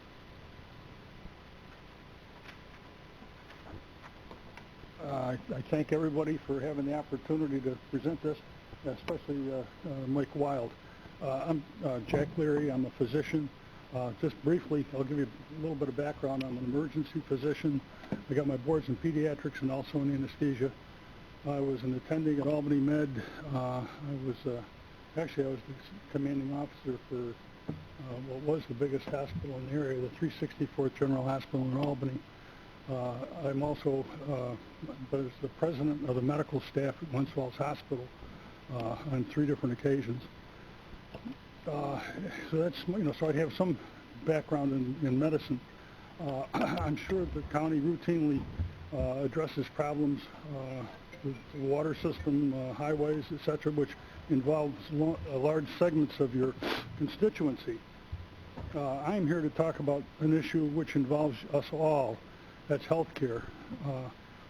While health care consumes 20% of the federal budget, as well as large chunks of county revenue for Medicaid, etc., it has been traditionally left to professionals, i.e. the insurance companies, the state health department, hospital associations, etc. Now our local system is teetering on the brink. For the last 100 years, Glens Falls Hospital has been the cornerstone for health care in the region. It has been a gem for the region. We were the first hospital in the entire state of New York to have day surgery. We were the first hospital in the region, including the Capital District, to staff our ER with full-time physicians. Again, we were the first to have the foresight to have dedicated ICUs and CCUs. Our cancer center was renowned in the region for quality of its care. Glens Falls Hospital was the origin and the incubator of Hudson Headwaters in its earliest stages. Quite a few years ago, I was a school doctor for Hudson Falls and for South Glens Falls, accounting for almost 7,000 students. Far and away, the most common medical problem that was encountered was dental. The school nurse at Hudson Falls, in conjunction with Glens Falls Hospital, established the first and perhaps the only mobile dental van in the state, complete with their own dentist, Dr. Gloverson. Another initiative championed by the Glens Falls Hospital was a mobile mammography van. Both of these, neither of which generated any revenue, were ultimately abandoned. The first casualties of an ever-tightening financial environment for the hospital. Since then, more worthwhile services have been abandoned because they were not financially sustainable. Most recently, behavioral health science services were closed because of severe financial constraints. Several outlying clinics have either closed or had their hours drastically curtailed. The viability of Glens Falls Hospital in the direction of health care is vitally important to the region. It needs everyone's active support, including local and regional governments and individuals. In order to do this, there needs to be active collaboration with local governments and local media. Again, we need everyone's help and support. Then the systematic erosion of healthcare resources in the state of New York. And this, I've listened to the talk, and it sort of dovetails with what you've already been addressing with bail and with the state, trying to commandeer part of the sales tax. Well, anyway, 40 years ago, the region boasted of a robust healthcare system. Many of our communities boasted their own little hospitals, Mary McClellan in Cambridge, Benedictine Memorial in Boston Spa, one in Granville, one in Corinth. Now they are only distant memories. Moses Ludington, a.k.a. Adirondack Medical Center, lingers on in Ticonderoga only because it is indirectly supported by the state of Vermont by way of affiliation with the University of Vermont Medical Center. There's a pattern here. First, to be sacrificed are the nice to have but unfunded services like the dental van and the mammography van. Next to go were the necessary but underfunded services like mental health. Now critical services like obstetrics and emergency care are on the chopping block. Finally, whole institutions are shuttering their doors. What happened? the truth, the bulk of resources have been diverted to downstate, thereby cannibalizing their upstate neighbors. I know this is a bold statement, but I think you've all sensed some of this, when you talk about the state forcing you to change your bail bond policies or your sales tax. Let me give you examples. 85% of the tobacco settlement, there was a $60 or $100 billion settlement. The funds were received for each state, were allocated to each state, and 85% of the funds given to New York went to New York City. The rest of the state got, crumbs. In the past, this is an example which I'm aware of. Kingston received twice as much as Glens Falls for the same procedure. New York City received twice as much as Kingston for the same procedure. Now, they would argue that their cost of living is, but if you believe that, this is, if you think the cost of bread is twice or 4 times as much in New York City or anything else, that's not really the case. It's just they have the power to legislate and manipulate the whole system. For years, Albany Med limped along until it received additional reimbursement, both as a tertiary center and a teaching institution. Now it is a juggernaut. Suggested solutions. First, these disparities need to be documented. My comments are anecdotal, but somebody needs to, delve a little bit deeper. Secondly, the documentation needs to be brought to our state and federal government representatives like Stefanik and Schumer and Gillibrand. Third, the public needs to be made aware and called upon to actively support our local hospital. And the key is collaboration. I mean, I think that's the key word. So I will stay here, and if anybody has any further questions, I'll be glad to address them. Thank you very much. Well, thank you very much. Thank you. Thank you. Supervisor Wild. Mr. Chairman, thank you. I became aware of Dr. Leary through an article in the Post-Star, and I reached out to him. He was successful years ago in terms of developing a letter-writing campaign to help the hospital years ago obtain additional funding. I've also reached out to Congresswoman Stefanik's office, and I spoke with Michael Ostrander about what the Congresswoman is doing to try to help make this happen. There's 2 things that are underfoot right now. One is to see if the hospital can get what I'll call a waiver, and it has to do with the reimbursement rates that require a hospital to be at least 25 miles away from the next nearest hospital to qualify as a regional center. We're 22 and a half. So we're close, but we're not there, and it's a major issue in terms of us getting, the hospital getting a better funding situation. The second option concerning this and what the congressman was told that you might need to do was change federal law. Not likely. So when I was speaking with Mr. Ostrander, I basically came to the conclusion, why don't we pick up the hospital and move it 2.5 miles away? And in that situation, we'd be able to get all this additional funding. So I'm really concerned about the hospital, its financial situation. There may have been some issues with things out of their control, but it's still a regional entity that supports all our citizens, and it also supports what I believe is our tourism industry. We would be hard-pressed if we lost this facility. So I'm going to do whatever I can to try to fix this, and I'm looking for support from the rest of the supervisors and beyond to see if we can do something to help raise awareness of how critical this asset is to this community, and see what we can do about getting some of these regulations changed to be able to support and allow our hospital to compete. So thank you, Dr. Leary, and Mr. Chairman, thank you. Thank you. Supervisor Driscoll. Thank you, Mr. Chairman. Just one brief comment. Thank you to Dr. Leary. Thank you to Mike for the invitation. I represent less than 1 square mile on the Board of Supervisors, minuscule to most of my colleagues. But Glens Falls Hospital is located in the 5th Ward of the city of Glens Falls. One comment that wasn't made is that the hospital is the largest employer in Warren County, and I believe the numbers that I looked at a while ago is number 2 and 3 employers are still combined below the number of individuals that the hospital employs. Certainly, it's a bread and butter issue, and they're a 24/7, 365-day-a-year destination, and certainly their success flows to all citizens of not just Warren County, but this entire region. Thank you. You're welcome. You're welcome, Supervisor Beatty. Yeah, thank you, Mr. Chairman. Thanks, Mike, for bringing in Dr. Leary.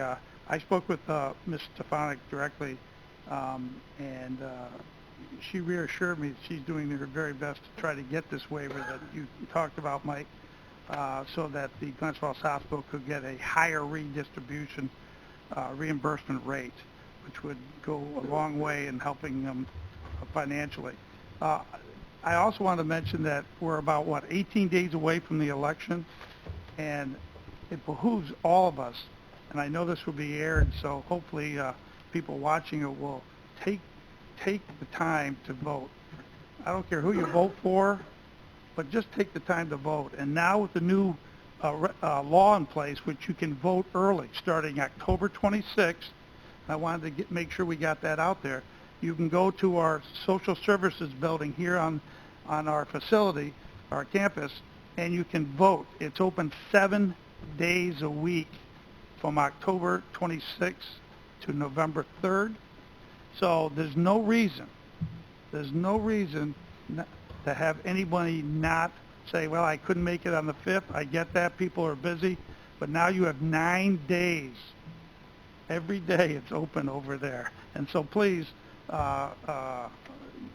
let's all encourage everybody to get out and vote, because without people participating in the system, we become a weaker government. We become a weaker resource to helping people. So that's what I'd like to stress today. Thank you. Well, Dr. Leary will be here afterwards for anyone that wants to talk to him or have any questions. Supervisor Dickinson. I just wanted to mention that this past week, I'm on medication, taking 9 drugs every day. It's difficult to keep up with them. They run out at different times, and so I struggle with when I take one on Saturday. I take the whole week's worth on Saturday, and I ran out. I had some trouble getting them renewed, and finally on Saturday morning, I called and it was in. Came in the nick of time. I jumped in my car and I drove down Fire Rock Road and I came out on Route 9 and I said, oh my God, garage sale weekend. Traffic on Route 9 at the end of my street was unbelievable. I said, well, you know what? I need to do it. I need to get it. So I got in line, and my whole point of this is that I drove to Warrensburg at a very reasonable rate of speed in traffic, got to Warrensburg and chugged through Warrensburg at a very reasonable rate of speed for a community with thousands and thousands of people. The thing was packed right to the jowls, and it was so well organized. There were bathrooms everywhere, there were police people there, and people going through traffic, and parking was not a problem. There was no issue. I drove in and got my meds, and I drove on and thought to myself, these guys really got this figured out, and they really do. It's unbelievable. It was a real pleasure. I haven't been up here in 30 years in the garage sale weekend. I was blown away how well organized it was. So, congratulations to you, Kevin, and everybody that does that. They did a great job. Thanks, Dan. Thank you. Other announcements? Supervisor McKibben. Yeah, I just wanted to make one comment to Dennis, if I can. I've been taking my son's dog to the Lake George Dog Park periodically, okay, and I want to commend Lake George for having a dog park. And I believe Supervisor Hogan just started one, so you know, you're going to have to put a little box there so I can put a little donation in there. But to see those fields on Saturday are just filled with kids playing soccer, and it's just it's great to see. But, Well, I appreciate that. Peter had nothing to do with it. We need to return to Well said. we need to It's the, return to the privilege of the floor. Is that gone? Yes, sir. Thank you, Chairman, board members. My name is Nathan Hall. I'm here from Stafford Carr and McNally today on behalf of Bobby Brand and the Brand Family Revocable Trust. Mr. Brand is elderly. We're here today because they own 2 parcels that are currently in tax foreclosure. My understanding is that the county's already started that process, signing deeds over. I am here with funds today ready to pay the taxes in full. They're not assessed for too much. I think the taxes are like $1,600 total. Like I said, I have client funds today if the board is willing to take that property, those 2 properties off of the foreclosure sale rolls and return them to my client. Just to give the board a little bit of background, this is a little bit of a unique situation. Mr. Brand owns another property. There's 3 properties in the town of Lake George, 251.09-1-15, 16, and 17. Lot 17 is a lot that's a lender has a mortgage on it. That's in foreclosure. The taxes on that have been paid. We're going through the foreclosure process with that. However, the lender's also trying to say that 15 and 16 were also within that foreclosure as well. We've been fighting that. That's not what the mortgage says. Recently, they withdrew their motion to include those 2 parcels. So up until that point, there was a question whether, you know, the family would be throwing good money at bad there if the bank was just going to end up with the parcels anyway. So a bit of a unique circumstance there. You know, obviously, my client would have liked to have paid the taxes before now, but as I said, if the board is willing to take those properties off of the tax foreclosure rolls, I can go to the treasurer's office right now, pay the taxes in full. They have plans to list it. My understanding is that they have a prospective buyer to improve the lots and increase the tax base. All right, let's do this. This is going to get this could get complicated. I see the county treasurer. If I could ask Mike, if I could ask you to come to the podium on this relative to this, and Mary, you're going to need to, from a legal point of view, going to need to weigh in on this as well. Normally, the procedure would be we have a last chance meeting. At the last chance meeting, a repayment plan would be proposed. But the law, there are very specific dates within the law, and I don't know, Mike, have we already taken title to the property? Yes, I believe I signed the deed Tuesday, I think it was. So yes, we've already taken title to the property. Unfortunately, this is the first I've heard about this, other than a brief phone call to my office the other day. And we do have a long procedure on how this is all done. And I believe at one point in time, Attorney Stafford was reached out to sometime in July concerning this non-payment. So, I don't know, you know, we decided, we meaning the county attorney and I, basically that there was a deadline, and that was a couple of weeks ago, to pay the taxes. All the legal work has been done, the deed has been filed, and Right. That's where we're at. Let's, all right, so that's the process that you just described. If you could indulge me here legally, Mary, if you could weigh in on the, we've taken title to the property, what options, if any, do we have at this stage? What options does the board have? Sure. If the board decides that they would like to let this resident pay their taxes, we'll just file a corrected deed this afternoon and we'll take those 2 parcels off. We haven't secured any bid on this. The auction is not until tomorrow. Okay, so the auction is when? Tomorrow. The auction is tomorrow, so we haven't, we don't have a third party now having purchased the property. I think at this point, I think what I'd like to do is turn to the chairwoman of Real Property, the Environment of Real Property, Supervisor Bramer. Maybe you'd like to weigh in on this? Thank you, I would. Yes, we do have a process in place for this kind of thing. We give people lots of chances. We give them the last chance meeting. You can go now to the treasurer's office directly anytime during the summer and get an extension, enter into a payment plan.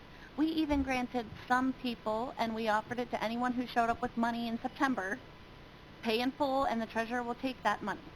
To come the day before the auction and ask for your property to be pulled, I am not in support of that. Just, I understand there are difficulties, but we have been very accommodating to as many as we can, and I don't feel like this is, at this point, an appropriate time to pull the property from the auction. Just, Mary, you'd like to comment again? Yeah, I just want to be very careful about saying we have processes, because we do, and they're in writing. But we choose to forego those processes a lot. And that's what I mean by, or I mean that because we take payments late. We take payments after the last chance meeting. We let people call and give us their circumstances, and then we let them pay.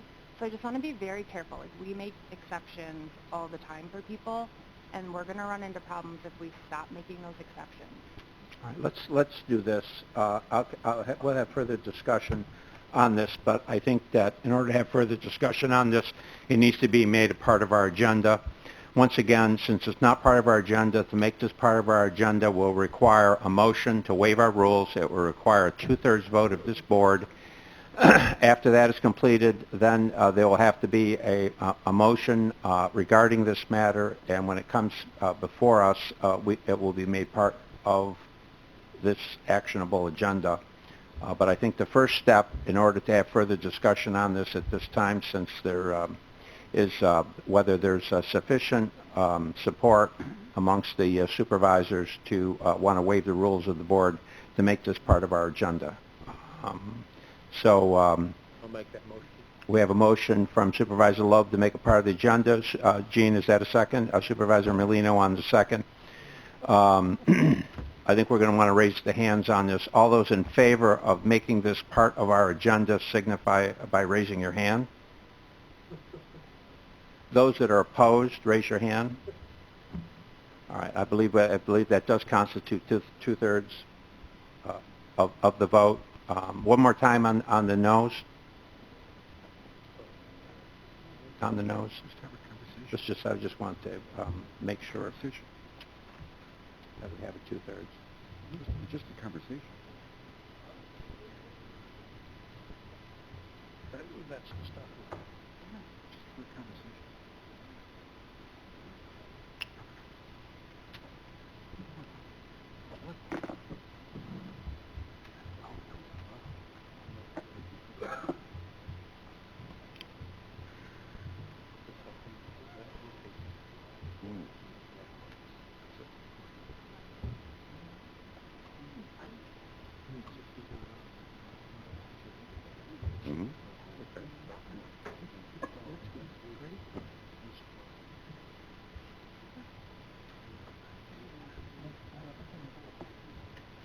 All right, roll call vote. The clerk will call the roll. For waiving the rule, Ms. Hogan? No. Mr. Dickinson? Yeah. Mr. Molino? Yes. Mr. Wiles? Yes, for a conversation. Mr. Beatty? I'm going to say yes for also we discuss it. Mr. McGowan? Yes. Mr. Thomas? Yes. Ms. Hyde? Yes. Mr. Garrity? Yes. Mr. Leggett? No. Mr. Diamond? Yes. Mr. McDevitt? Yes. Ms. Bramer? No. Mr. Lowe? Yes. Mr. Driscoll? Yes. Mrs. Fraser? Yes. Mr. Simpson? No. Chairman Cowser? Yes.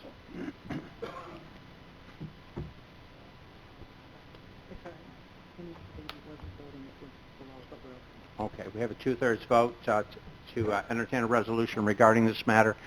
Before you recite the resolution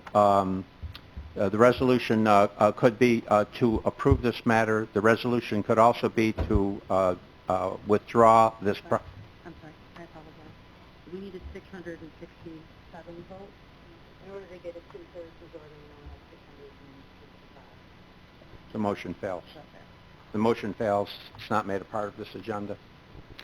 Anyone else from the audience? I'm sorry. I would ask you to consult with the county attorney. Anyone else wishing? Travis? Travis Whitehead. I attended the inaugural Climate Smart Committee meeting earlier this week, and I did hear Supervisor McDevitt raise the same concern about, we should be looking at the efficiencies in this building itself. And I mentioned to him afterwards that I had indeed looked at the efficiencies here sometime in the past because of the program we had with Siemens, and I at that time had to look at what the energy savings were. Found they were far less than Siemens had projected. But the important thing is I had all the material in front of me. So taking that and then just going to the EPA website to find out what that meant as far as greenhouse gas emissions and such. What I found is that just a 10% reduction, just to get 10% more efficient in the energy in this building would be the equivalent of purchasing 30 electric vehicles, each one of which went 10,000 miles a year. So I think in one case you have a very attainable goal of a 10% reduction here and should be looked at. But I think the point is that without at least looking at some numbers, you might, say, well, geez, EVs are good too.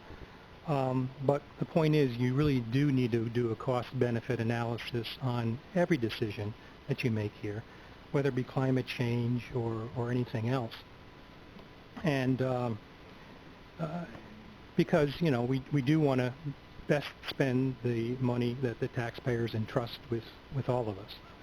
So I also listened in to the budget meeting that we had the other day, and I'd like to commend Supervisor Thomas for the job he did, and in particular it seemed like it focused on beefing up some other reserve funds that have been neglected for many years.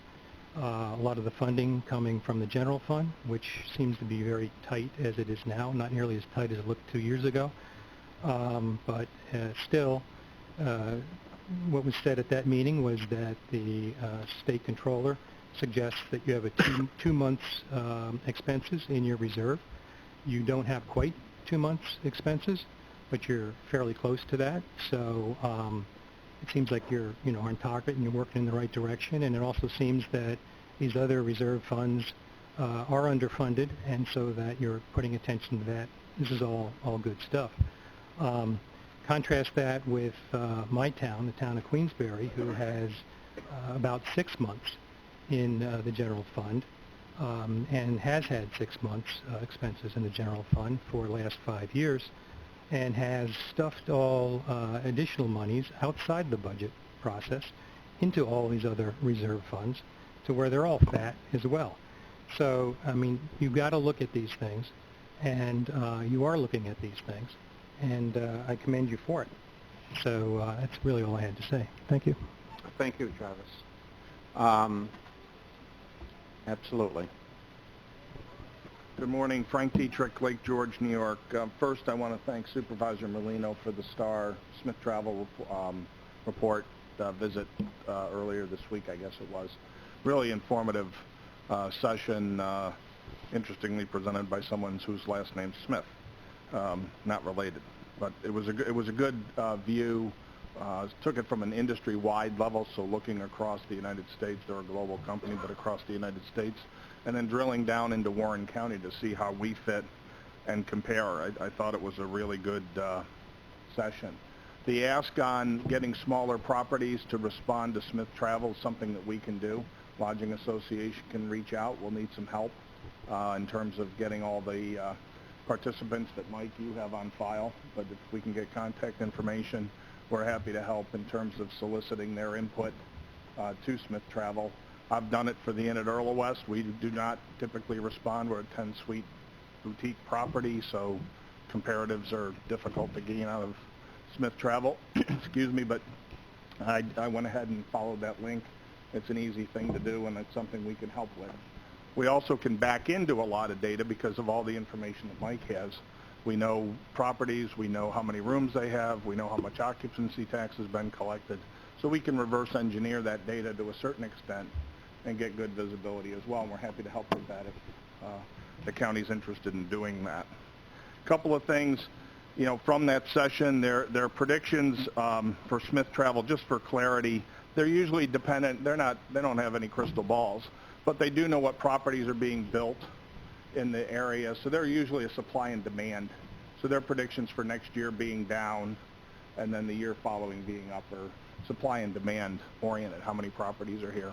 One thing that's good news for Warren County relative to surrounding counties is we have weathered the introduction of 92,000 rooms at exits 18 and 19 and have taken that inventory on at least as Smith Travel sees it. Has there been some downstream impact to smaller properties? There may have. But certainly across the space, you know, part of the data that we're seeing this year is the absorption of that, those 92,000 room nights. In terms of spending, some things, we are in a competitive space, so, and percentages, Doug, as you mentioned, Supervisor Beatty, as you mentioned, are real, but when you turn it into numbers, when you look at 2016 to 2018, Warren County growth in guest spending has moved by $50.8 million. If you look at the rest of the Adirondack region, it's moved by $92.5 million. So they've grown guest spending $92 million. We've grown $50. When you translate that into local sales tax collected, it stays in that about 2-to-1 ratio, $5 million versus 2.3 here. The point in that is it's not a criticism. It's just we're in a competitive space. Those sales tax dollars are important to this county and the residents of this community, and tourism has a unique opportunity to contribute. 40-plus million already comes into the county through tourism spending, as reported by Tourism Economics, which is an industry consultant. So where we are, we're working better than ever. 24% of our residents call their livelihood is directly or indirectly linked to tourism. The obvious are hotel employees, restaurant employees. The less obvious are things like food delivery drivers and the warehouses where they pick up their goods and move from. Those are changing materially. Deliveries into Lake George, for example, 6 times a week in the summer, 1 time a week in the winter. I don't know what those people are doing, but there's a lot of drivers not driving in the winter. So the opportunity here to continue to explore and drive a more year-round industry is a great opportunity and critical, I think, in Warren County. And we are working towards that together. I want to make sure that that message is clear. It's not a us, them, or anything like that. That's not the point. We're moving together, but you can see we're in a competitive space, so speed matters. Working against data, I think, something that's critical as well. As we pass through Columbus Day, it's kind of that milestone date. A lot of seasonal properties call it quits on Monday.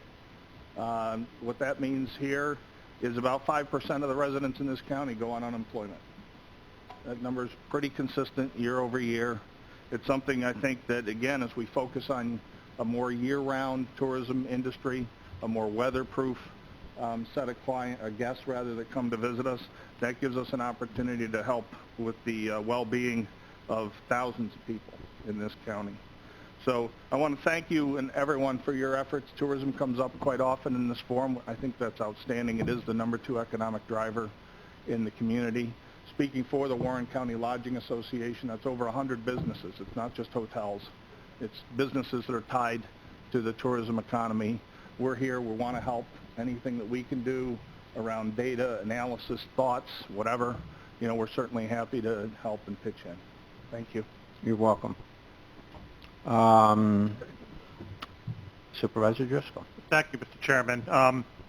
In ducktailing Frank's comments, and I appreciate hearing those, in yesterday's Chronicle that came out, there was a letter to the editor from my friend and mentor, Bill Kenny, who served a number of years on this board. The discussion about sales taxes is one that's going to be discussed many days in the future. One of the issues that I would like to discuss is the fact that, in Mr. Kenny's opinion, tourism is an 11-week matter here in Warren County. I'd like to think that I read the numbers, the spreadsheets. I believe that we're moving forward, and I think it's a kind of a disservice to our tourism department, the CVB, and really all of us who are involved in promoting tourism in individual towns and throughout the county to just, say that we're basically a summer industry. I think we're working forward positively towards being a year-round destination for a variety of exciting events and activities, and I would just like to say that. Very good. I think what Supervisor Dickinson. Yes, sir. Thank you. I want to make a brief statement. Well, maybe not so brief. I've spent my entire professional life in land surveying, dealing with people and their rights to property. And I think it's a crime for Warren County to take anybody's property. And especially in a case where they're willing to make the county whole in order to retain their property. And if you want to stick with procedures as an excuse to steal somebody's property, then you can kiss my asterisk. I think at this time, I think what I would ask for from the board is I'd like the board to adjourn for 5 minutes, and if I could see Supervisor Bramer and Supervisor Garrity in the county administrator's office, and if you could just give us 5 minutes, I would appreciate that. If we could just adjourn here for 5 minutes, thank you, and we'll return.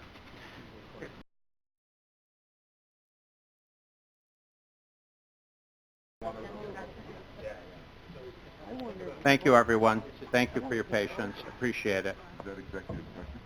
Just announcements, further announcements? Motion to adjourn. Okay, one more. Thank you, Mr. Chairman. I just want to congratulate all the candidates. It's a tough job to look forward to. I wish you all the best of fortune. Thank you. Thank you. Any other announcements? You have to do pictures. Second on adjournment. Just so you know, afterwards they're taking pictures out front. We don't want to have to splice anyone in with their high school photo. Motion to adjourn. Supervisor Garrity on the motion to adjourn. Supervisor Hogan on the second. All those in favor? Aye. Opposed? We are adjourned, everyone. Thank you.